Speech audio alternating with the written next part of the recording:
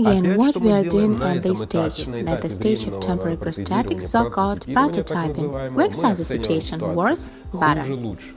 If again we feel worse, we must analyze why the situation has developed. But this again is a very rare moment because all the problems that a patient may have, they appear at the stage of course, pre-prosthetic preparation.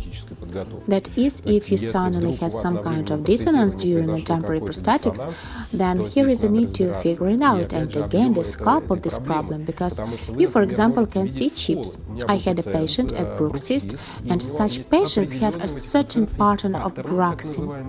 That is, such patients will break temporary crowns in a particular area because they have a certain stereotype of movement. And here we are again, referring to permanent prosthetics, you can manufacture these areas of pure zirconium, make metal shields if it's metal ceramics or prosthetics on precious metal and so on. That is, you have already an understanding that there may be some problems, and again, you can warn the patient or decide to create the so-called night protective mouth guard. If again everything is fine, then we proceed to the next stage of permanent prosthetics. The fact is that permanent prosthetics is the final stage of our medical work, but it isn't a copy of temporary crowns, colleagues. Therefore, I never perform permanent prosthetics or transferring data that I received on temporary prosthetics or after temporary prosthetics by cross-fixing method. That is, one half of the crowns are removed and silicone is pushed inward, then the second half the silicone, and for example, with the help of temporary crowns themselves, we transfer their ratio and height of the bite. The fact is, once again, we act sequentially. The first stage is pre-prosthetic preparation received plus, so it's improvement. The second stage is temporary prosthetics, and we must improve the situation. And the third stage, it should not copy the second, it should still improve the situation. Therefore, once again, we develop patterns of movements, and even at the diagnostic stage, at the planning stage, we understand where the lower jaw should be, whether anterization will be performed or not, what will be the height of the bite, and within this framework we work. Only a precise CUI ratio of the jaws from which we move the lower jaw using an articulator.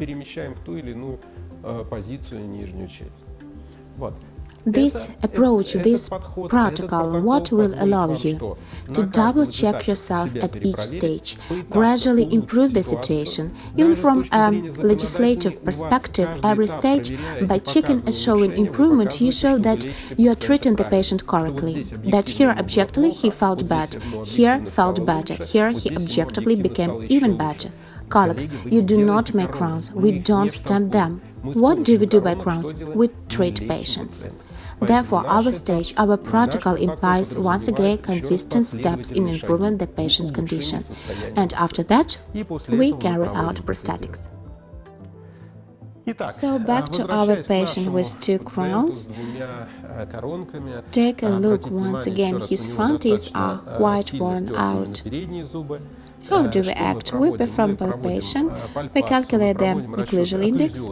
This patient has a fairly calm muscle situation and not very high occlusal index, although it's higher than normal. We use occlusograms for analysis. That is, once again, the diagnostics includes a fairly comprehensive approach. Occlusograms allows you to conduct a very fast occlusal analysis. It's an express analysis that allows you to understand the scheme of patient management, do the occlusal scheme and overload zones, a lot of questions and solutions. That is necessary to provide a high-quality intraoral photography, and you must understand what's in the patient's mouth. That is, that the brain work of doctor is interesting enough because he analyzes even if we do not think about it. And now, as usual, you remember something, but there is no patient nearby, and you need to see that. What do? You open his profile, you open his photos, look at the position of the teeth, are there any problems there, and your decision will be more conscious.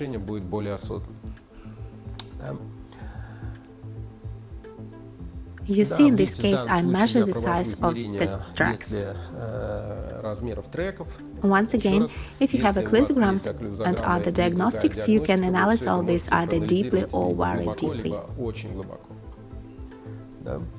The next point is the instrumental analysis. We mount gas on the articulator. Pay attention to this case. What have I done? I did the restoration using wax up. And when I perform movements, this wax breaks. Not that even the gypsum tooth has broken.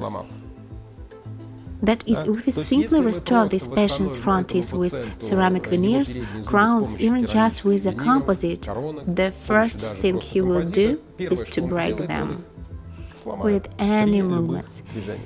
Here you see the mechanism of load development, because in this case the entire load is concentrated on the front teeth. When closed and occurs exactly the same mechanism as that of a walnut. However, we offer this patient 3 treatment options. 2 of them include orthodontic treatment, and the third option is understandable total prosthetics with again orthodontic preparation. And the first option is just the restoration of these incisors with composite. How, you ask? How is this possible? We even carried out a wax simulation diagnostic test. We see that all this chipped off.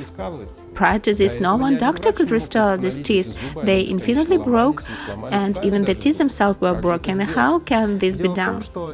That is, in fact, once again, as part of our work, we must offer the patient alternative treatment options, and in this case, we offer them to him. Again, please note that in our patient, during all movements occurs chipping in our restoration. However, what can we do? What I'll start with? I won't start with the restoration of incisors, but with restoration of canines. We make the canine guidance, in this case, more curved. At the same time, any movement that the patient will conduct thus will lead to disocclusion of teeth, so that the incisors will not break. Pay attention, I restore the canines and let's look at the next slide more closely. You see, I form tracks, and for these tracks I use the 8-micron black carbon paper. I have a canine that conducts the protrusion, and I have already restored one of my teeth. The protrusion track, the blue carbon paper, is 140 microns. And pay attention to this slide. I restored with composite the incisor. I put an 8-micron carbon paper in the area of the canine. I carry out the movement. This patient underwent further prosthetic preparation. See, we made him a splint, he used it. And also further an orthodontic treatment was performed. All this period, for 2 years, while he was undergoing orthodontic treatment, our restoration did not break down and have served him for now, although this work was done 4 or 5 years ago. Because, while this patient, he didn't perform prosthetic treatment of the front teeth, although it's indicated for him. So, in this case, what does this example show us? We can solve problems of patients in different ways, and even sometimes in such difficult cases when the total intervention is uniquely required, there are related moments and techniques that allow us to get into patient's occlusion scheme as part of the bite that this patient already has. And I'll teach you all this, show you and share my experience in the following videos. Thank you very much for your attention, patience, and we are waiting for you at our courses, on our events, as well as online. We hold webinars, and we will be glad to see you live. And also watch our videos. We will be happy for your subscribe, write your questions and your advice, and share your experience. This is also important for us. Thank you very much.